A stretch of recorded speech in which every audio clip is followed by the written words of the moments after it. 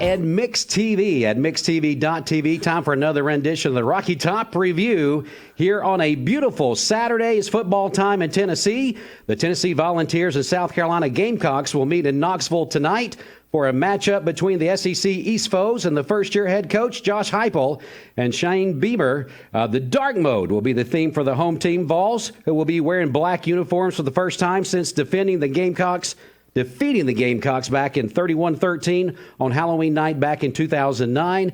Time to get started. We do the Rocky Top Review right now. Stephen Shelton is here. Josh Rogers. Let's go, boys. Let's take it off. You know what? The problem is... Hey, that was better than Heartline's ever done. I want to say that's probably the most energetic opening. I think Dwayne's leaving us, but the most energetic opening we've ever had. I mean, most of the time Heartline's halfway asleep through it, so... It is. Jason Cox is heading back. He's coming through Atlanta, coming back from Hilton Head. Heartline is still in Disney World. Yeah. Yep. Wonderful, most wonderful place of all. Yep. I'm sure he's probably down there giving play-by-play of what's going on. Josh Rogers, good to see you, sir. Always, brother. Tough day on the golf course, it looks like. No, we actually got to play in the Ratterman Shell tournament this week, and shot real low score, but didn't win. So, but it was a wonderful time. So always good to be able to get involved in some of those local community events and play some golf out there. So, well, let's get to it. Last week, Tennessee went to Columbia, Missouri, and they put on a clinic rushing the football. Yeah, they did. I mean, you looked at Evans last week. 15 carries, 156 yards, 3 TDs last week. Hendon Hooker, 15 for 19, 225 yards passing with 3 TDs. That 62-24 win against Mizzou was unbelievable. I think that as a Tennessee fan, you can't get ahead of yourself because it is Missouri, right? Okay, and listen, Butch Jones in 2016 put up 60 against Missouri as well, so let's not get too carried away too fast. But to see how they played in the first half against Florida, and then that second half against Florida was just, pitiful, to be honest. Go from that to 62-24 against Missouri.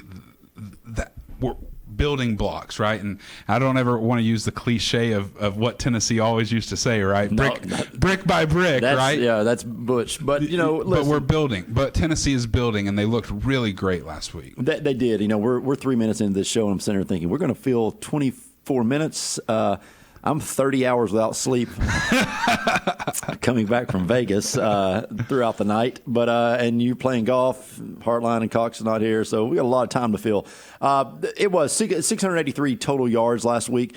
Rush for 458 yards. That's the most since 1951. Just a great job. But one thing I'll say about Missouri, they couldn't tackle you nor I don't believe. No. They were very, very bad defensively. They were. And, Tennessee offensively looked very good. I mean, they looked like a team that actually knew what they were doing on the offensive game front. Over the past 4 or 5 games, Tennessee's had these ups and downs and waves on offense where they'd come out and they would play unbelievable offense, and you'd be like, they've got it. They're picking it up. They know what to do. This team is coming together. And then you watch them, and the other times you're like, is this an SEC school? Is this really a school? Is this really a football team? Last week against Missouri, offensively, they click the entire game. Defensively, really great on the defensive side of the ball. That front seven played really well, but on the opposite side of that as well, I think they had about 2 or 3 interceptions last week. So that back part of that defense was playing a lot of nickel last week. But they played really, really well. Absolutely. Todd Thurman brought by some Cleveland nutrition. Todd, the owner of the Barn at Hickory Hills. I think his daughter works for you at Wholesale Supply Group. Yeah, Hannah. So Hannah's actually my assistant in the marketing department. We just hired her brother as well. He works kind of in our warehouse there. So, the Thurman family is kind of connected into the Wholesale Supply family now. He called this in a Captain America. I'm not real sure what's in it. Yeah.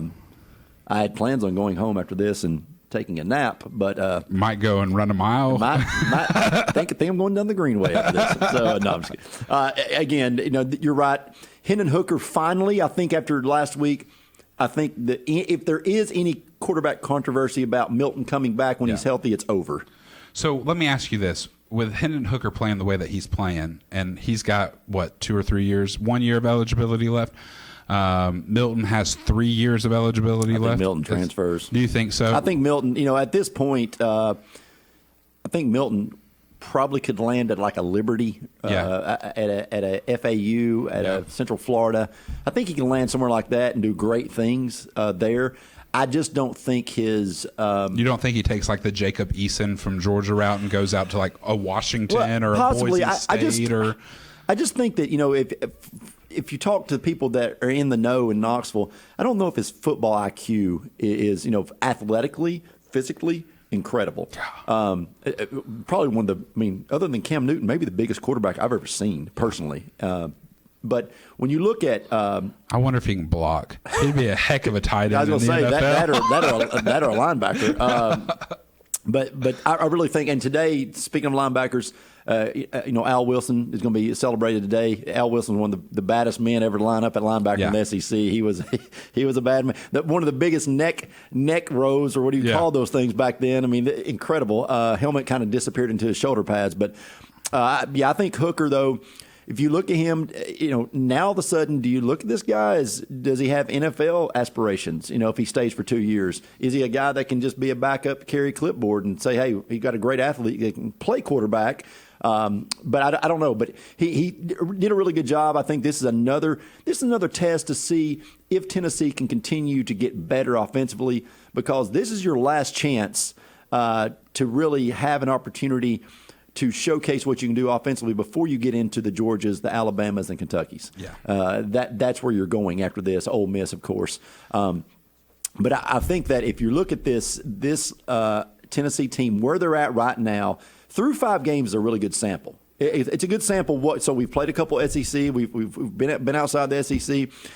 Through 5 games, Tennessee's offense is 21st in the country, 9th in rushing in the country, which is incredible when you think about it. At this point last year, Tennessee was 102nd offensively in the country and 84th in rushing. We went from 84th to 9th in rushing and 102nd to 21st in total offense.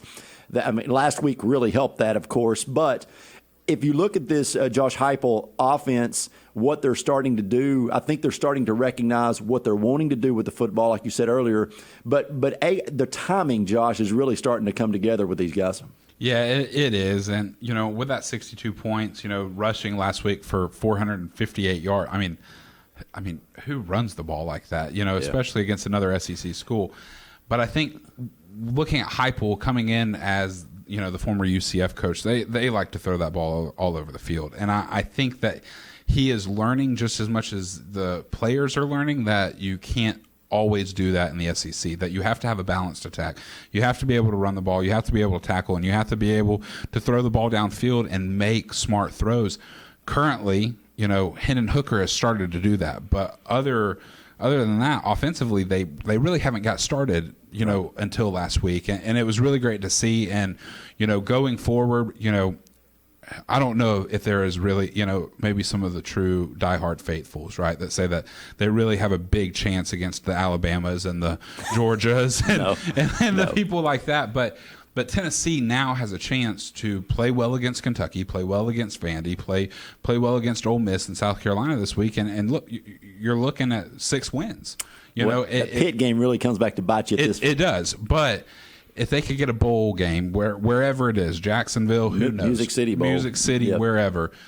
That's a win for Tennessee this year. So looking forward to today's game. I think that it's going to be exciting to be able to see what Tennessee has against South Carolina, We're going to take a 2-minute break. You're listening to Rocky Top Review presented by CHI Memorial. Back in 2 minutes.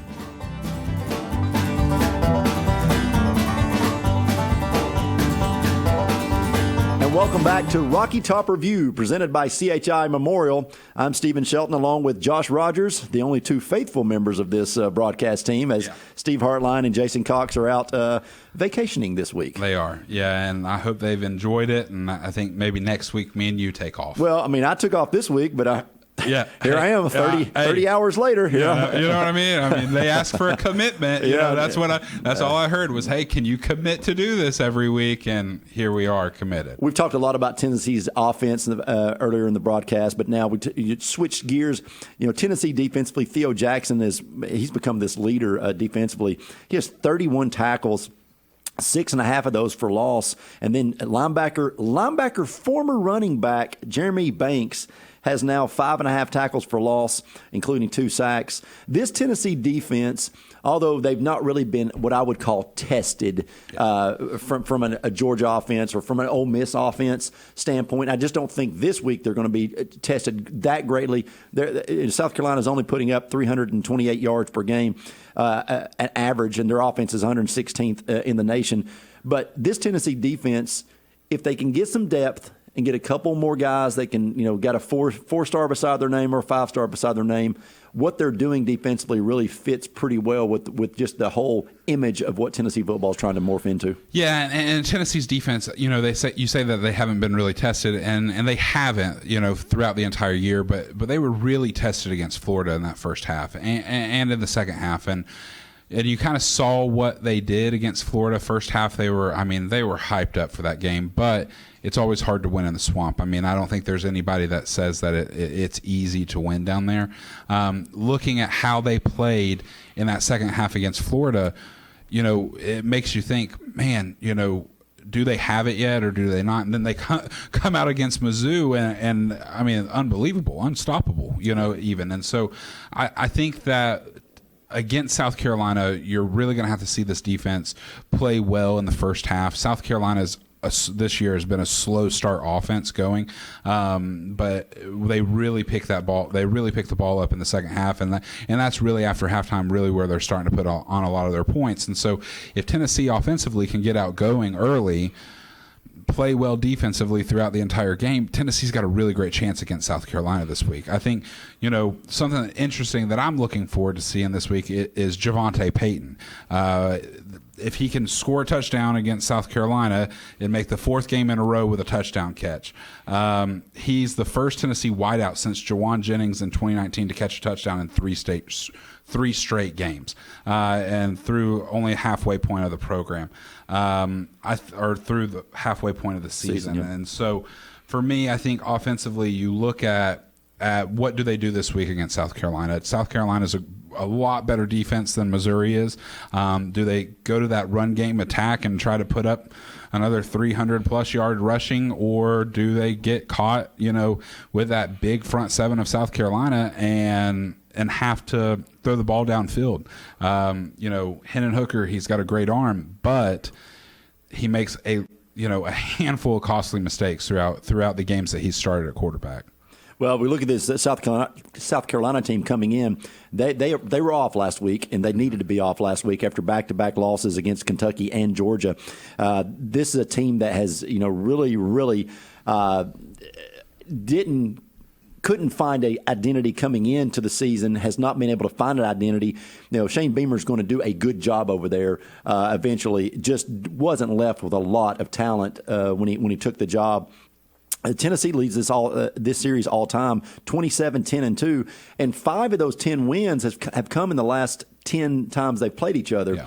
And Muschamp, we just couldn't beat that guy for a while, and so and now he's at Georgia, of course, but and Tennessee's won the last 2. Last time they played with 31-27 last year in Columbia. So Tennessee, though, looking at this game, you've got to think that the crowd. This is the first time this crowd is going to be able to punch their ticket, walk into the stadium, and think, these guys put up 60. Yeah.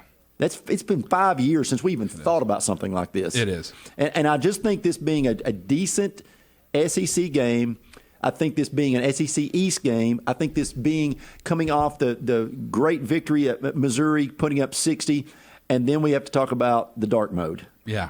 Now we've got Heupel spurring, in years past, other than maybe Kiffin, I know that Butch tried to do it a little bit, spurring some of Tennessee's tradition. Yeah.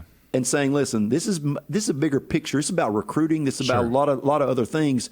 They kept the stripes. I know we talked about it. Ugly. They tried to keep some of the tradition, trying to make everyone happy. I still think we should have went with black helmets with the black. If you want a dark mode, should have blacked it all. But creating that excitement is something that all these things combined, I would think that today that stadium should have 80,000 plus. Sure. So let's talk about the disappointment that I have as an onlooker to this, right? Best uniforms in college football. Okay, so you go dark mode. You do. For a 12 o'clock kickoff. When you have Ole Miss next week at night. Yes. I'm with you 100%. Right. The orange stripes, decent. Should have been checkerboard. Should have been checkerboard. Down the pants. Down the pants. And a black helmet. And a black helmet with a checkerboard stripe. Come on. Right. I'm with you. And I would even go old school, right? Even take it even more old school, numbers on the helmet instead of the power T. Well, you have the orange numbers with the checkerboard. I mean, it would look amazing. You do that against South Carolina. I know it's an East rival. I mean, it makes no sense. It makes right. I know, but it makes no sense. You don't do that against Georgia. You don't do that against Alabama. You have a black helmet. You have two colors. Yes. You have the orange and the black. No white whatsoever. Yeah. You make it as hard as possible for Bob Castling to see those numbers. and so I don't care what his spotter says. He's not seeing those. But I just think that you should have held off for a week. Yeah. And I know that's probably some kind of strategic move for fan base. But you think about Ole Miss coming back, Lane Kiffin, night game. Yeah. Come on. So that's really big, right? I mean, if you think about what's going on at Tennessee, they are in a recruiting war when it comes to players right now. I mean, you think Georgia, Alabama, Auburn, LSU. I mean, just the South is unbelievable, and they're trying to get talent. Tennessee has some of the best facilities in the nation. I mean, hands down. I mean, if you talk about coaches across the nation, say Tennessee and Oregon, top two in the nation. But they have to have some flair. They have to have some pizzazz or whatever you want to call it, right? But if you look at the Oregon team, they haven't played well over the past few years. But they still get recruits. Why? Because they have a deal with Nike and they get 750,000 uniform combinations every year. And so recruits look at that, right? I mean, we'll talk about this probably in another episode of Rocky Top Review.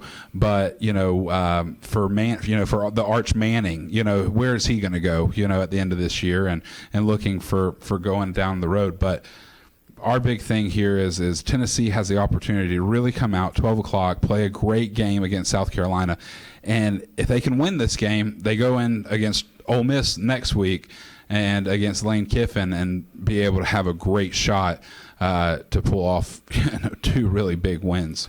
Well, yeah, I mean, if you think about this Tennessee schedule, you beat Missouri, you put 60 on them, you play today, you beat South Carolina, and if you were to upset Ole Miss and Lane Kiffin, you may start having this fan base. No one in Tennessee in their right mind believes Tennessee's going to beat Alabama and Georgia. And if you do, you're crazy. I'm sorry. But at the end of the day, if you look at this, I'm telling you right now, if you win these two games, that fan base all of a sudden says, hold on. Yeah. And I think that it started in Missouri. It has to continue. You cannot lay an egg. If you lay an egg, you just set yourself back another year, I'm afraid. They do. And really today is going to all be about the defense. Can Tennessee force turnovers on defense? And I want to read the stat. After failing to force a turnover against Bowling Green and Pitt, Tennessee's defense now has generated 7 turnovers in the past 3 games. So if Tennessee can get at least 2 to 3 turnovers against South Carolina, it's going to be a great, great day for the Vols. Absolutely. We're going to take a quick 1-minute break, come back, and we're going to go around the SEC. I'm not taking Georgia. Around the SEC, back in 1 minute, you're listening to Rocky Top Review, presented by CHI Memorial.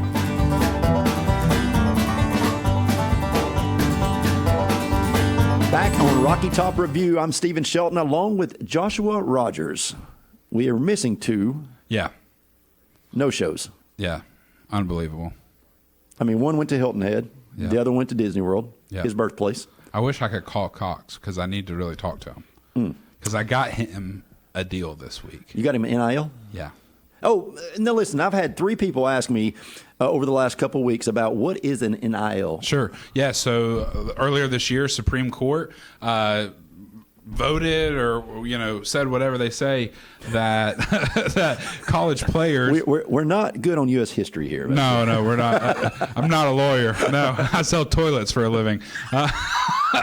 So the Supreme Court stated and said that college athletes can now make money off of their name, their image, or their likeness, right? So they're able to go out and they're able to get deals with restaurants, banks, car dealerships, whoever they want. And that's not only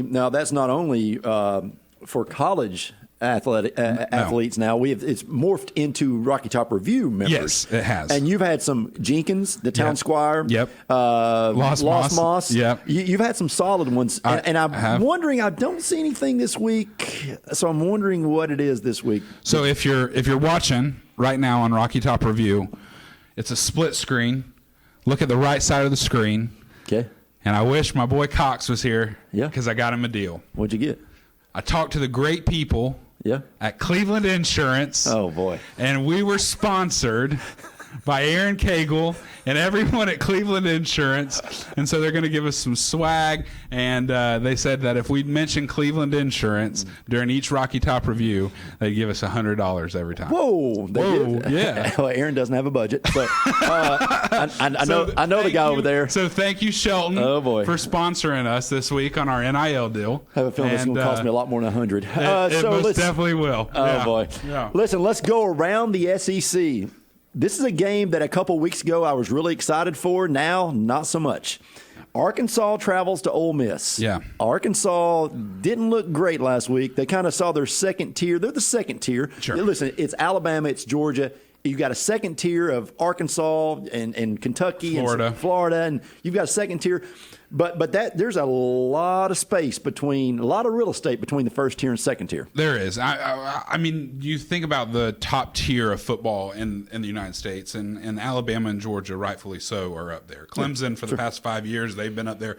They're off this year, and that really shows. First time since 2014 they've not been in the top 25. Yes, that's incredible. And that's quarterback play. That's what that is, right? I mean, that's all that is. I mean, if Urban Meyer might as well send Lawrence back to Clemson because he's not. He hadn't been. Apparently, playing. He's got other things on his mind. But whatever. Yeah, most definitely. So, for me this week, looking at Arkansas and Ole Miss, this is a great game for both of these teams. I mean, you this look is for third place. It is. It most definitely and in is. the West, maybe second. Maybe second. Yeah. But this is a great opportunity for both of these teams to really show what they have because these two teams really evenly match one another, offensively and defensively. I'm going to take Lane Kiffin in this game. I love Sam Pittman.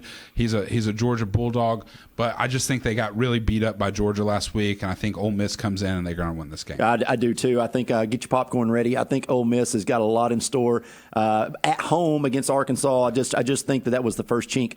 Quickly, the team I would not want to be this week is Vanderbilt. Yeah, they're going to Florida, and Florida's not happy, and it's going to get ugly. No, I don't really have anything to say about this game. It's going to be miserable for Vandy, and I don't pick Florida, so I'm going to pick Vandy in this game. But just because I don't pick Florida, but it's going to be a really bad game for Vandy. LSU goes to Kentucky, the 16th ranked Kentucky Wildcats. Yes. I'm going LSU. I think this is a letdown game. Really? I think this is a trap game for them. Yeah. So much emotion. So earlier this week, a report came out that said Ed O, the Stephen Shelton hot seat. It's been since week 2, right? Well, the hot seat is real, and the reason is because of Arch Manning. LSU is going to try to find a coach that really gets them into the sweepstakes of Arch Manning because he is the next. Just remember, Arch Manning. The Mannings are not big on Ed O. They're not, because he was part of the regiment at Tennessee that really messed some things up before he left. Yes, damaged all kinds of stuff before he left, trying to get his team hyped up. Yeah. So Ed O being at LSU kind of knocks them out to begin with. Yes, and so they're going to look at replacing that. I think that this is the game that does it.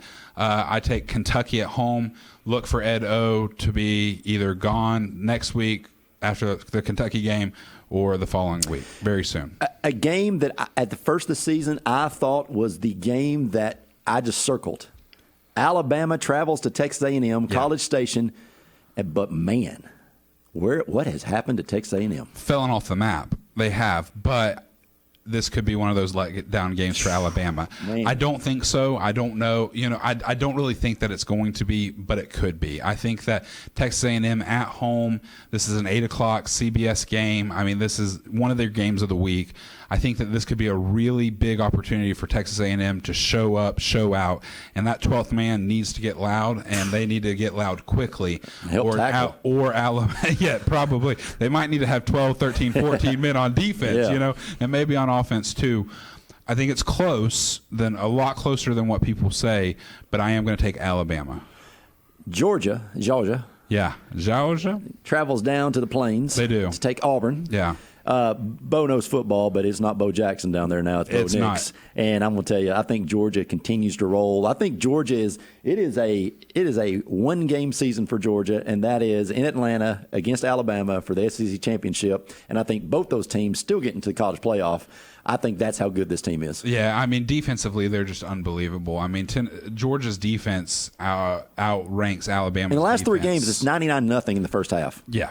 Yeah, so Georgia's defense probably the best in the nation. Offensively, they've had some struggles, quarterbacks up and down. We're really hurting with receivers right now, but we're still playing great. Auburn's always a trap game for Georgia, them and Florida. Georgia is coming up. Auburn, Florida, Tennessee, they've got some big games ahead of them. But I'll never pick against my boys. So I think dogs all day. Yeah, I think we're both going Georgia there. And the one we're waiting on here, just not very long till kickoff. South Carolina comes to Knoxville today. Again, 27-10-2 all-time. Tennessee leads this series. They had some struggles in years past, have won the last 2. South Carolina looking for some identity on the offensive side. Tennessee coming off their best offensive showing since 2016 against Missouri as they put up 62 last week and the most rushing yards since 1951.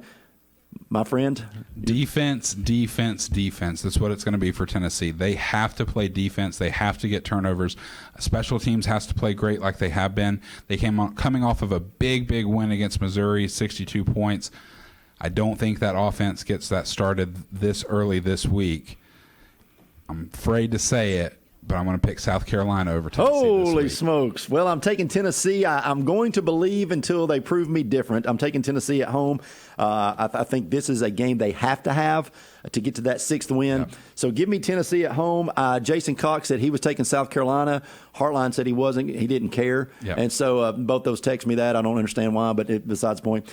Listen, Josh, great to have you here. I would have been solo without you. I'm just glad I made it back in one piece. I'm 31 hours in. So listen, we're going to send it to the Vol Network. You've been listening to Rocky Top Review presented by CHI Memorial off to the Vol Network.